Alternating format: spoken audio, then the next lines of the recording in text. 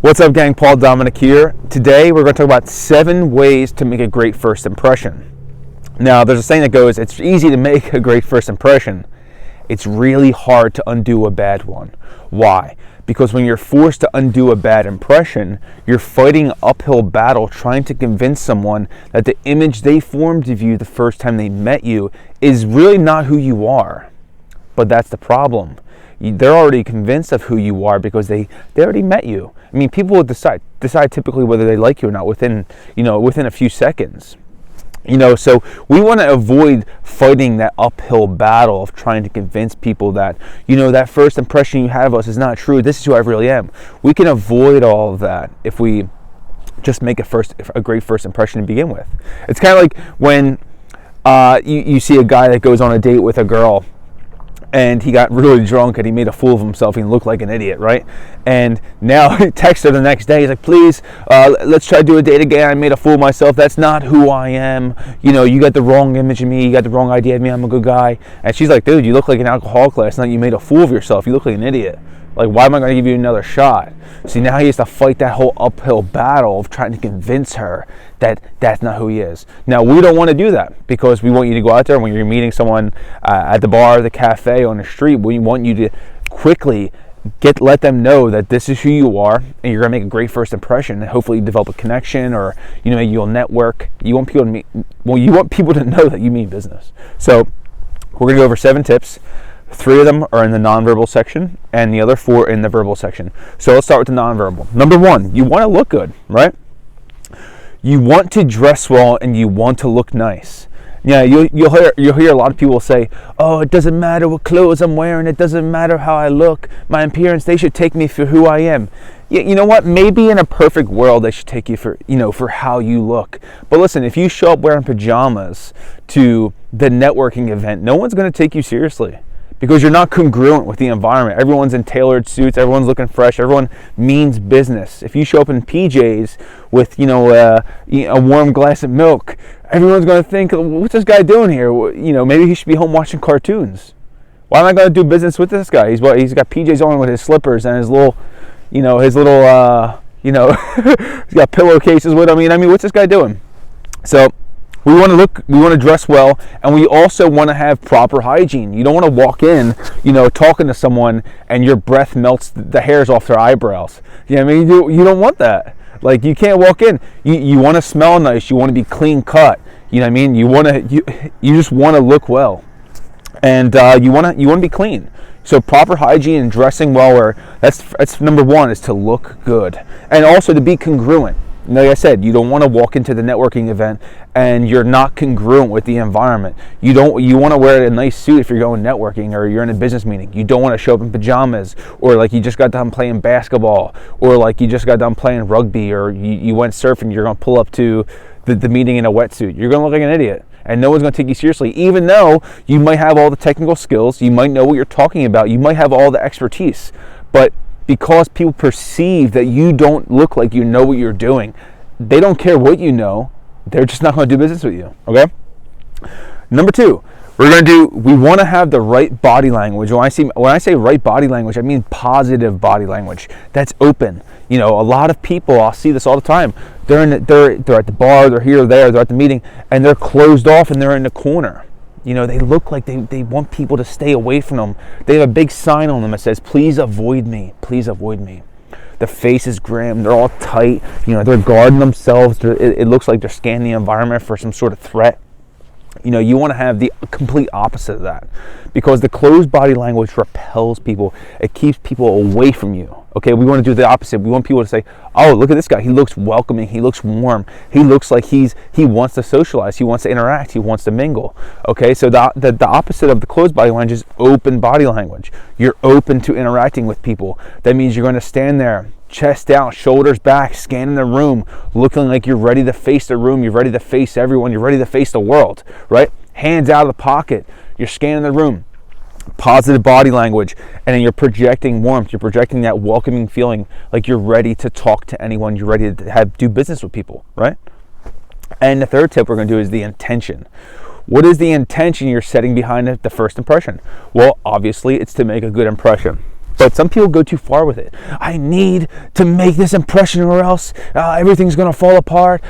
Life is going to be chaotic if I don't make this work. It has to happen. It has to happen. No. You want to set that's the wrong intention to set, because now you're going in so needy and so desperate that it's going to ooze out of your pores and they're going to smell it. Like sharks in the water are going to smell the blood and say, oh, this guy, he's not confident, this guy. Because if he was confident, you wouldn't be acting like that. Because if you were confident, you really knew what you were doing, you wouldn't be so worried about this not working out, okay? So you want to set the right intention. Of course, like I said, the right intentions, you're going to make a good impression, right? But you're there to have a good time. You're there to enjoy the experience. You're there to connect. You're there to make a friend. You're there to just to have a nice meeting. You know what I mean? It's not this do or die, I have to do this, because then you're going to start doing things that aren't true to yourself, but we're going to talk about that later. Okay, so now we're going to get into the verbal section, right? So the first thing I want to talk about is be memorable. Now, a lot of people, they follow scripts. They're like robots. You know, I walk into the meeting, hello, what do you do? I'm this. What is your name? Do you do this? Do you do that? You know what I mean? They act like robots. They're so cold. They walk in with no energy. They follow these scripted questions. Do you do this? Do you do that? I do. I mean, it's ridiculous. You know what I mean? They feel so constrained because they have themselves in this little box of who they're supposed to be. It drives me nuts.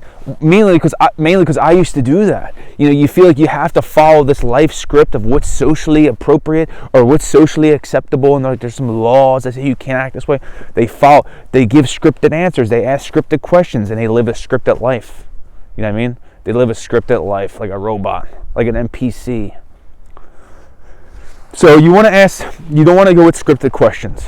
Scripted questions are typically, they make you feel like you're being interrogated, like it's a yes or no response or a one-word answer. It's like, do you do that? Do you like this? Do you like that? Would you like to do this? No, you want to ask more open-ended questions that elicit more than a yes or no response. So instead of saying, do you like this cafe?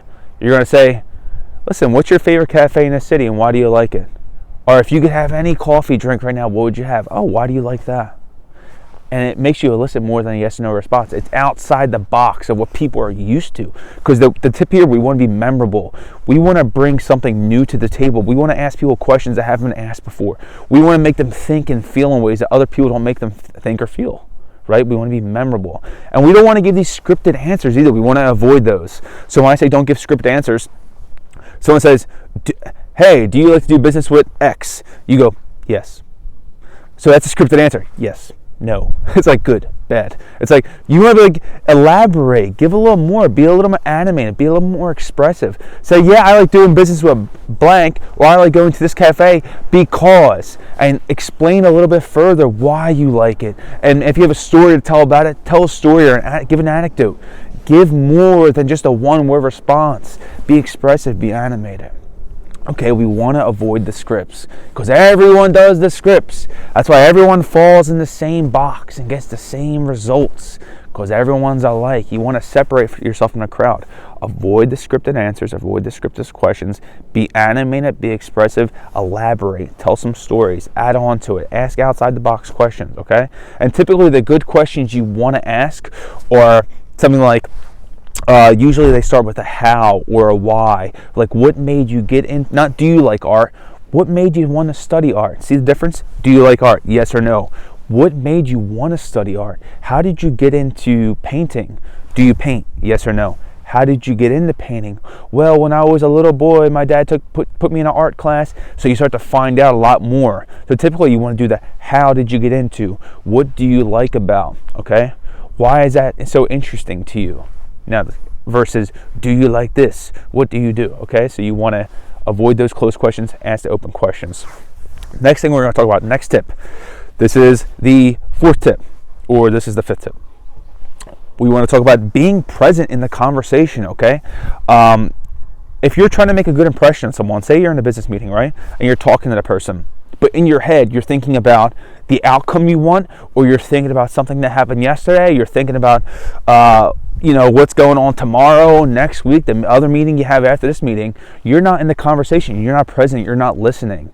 And that can cause a lot of miscommunication. But the big thing is, the person you're interacting with is not going to feel like they're being listened to. They're not going to feel like they're heard. And what's that? That makes them feel like they're not important, like you don't value what they have to say. And here's another great saying for you is that, people won't remember what you said, what you did, right? But they will 100% remember how you made them feel. And you want them to feel valued, you want them to feel heard. So you have to be present in the conversation. What tool you can use is active listening. You want to basically hang on every word they're saying and listen as if you had to teach what they're talking about, or as if you had to repeat back to them what they just said. Okay? Get that again. Listen to what they're saying as if you had to repeat back to them what they're saying. Okay? So you're going to hang on every single word. And as they're speaking, you want to picture what they're saying as if it's a movie. Okay? Listen. Picture what they're saying. Hang on every word as if you had to repeat it back to them. And that's how you'll stay plugged into the conversation, because we want people to feel like they're being heard. We want people to feel like they're valued. We want people to feel like they're listened to. It's just a good feeling for them, and it'll leave a good impression on them. And last but not least, we want to be relatable. Okay? So if you find yourself in a conversation, you're talking to someone, a great way to make a good impression is to show similarities. Find where you can relate with the person. So if they bring up, I like going to the Phillies game in the summertime with my dad, and you do that with your dad, that's a great opportunity to jump in and say, oh, that's awesome. I do that too with my dad. I love baseball. How did you get into baseball? Did you play it when you were a kid? Oh, I did too. You gotta remember, perfect isn't relatable. If you're constantly acting like you're this larger than life, perfect, I live the perfect lifestyle there, I have no flaws, nothing is ever wrong with me, blah, blah, blah. People can't relate to that, because most people are they deal with a lot of stress on a daily basis. They have problems.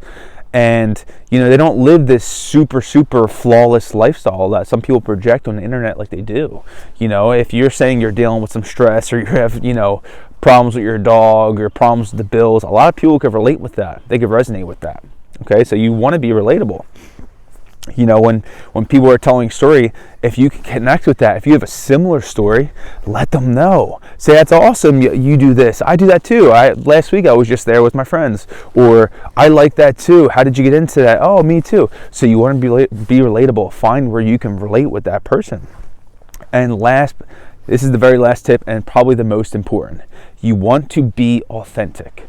Okay? If you're sitting there and you're in the conversation with the person, right? And you're so worried about making it work. You're so focused on making the great impression, the really good impression, right? You're so focused on it.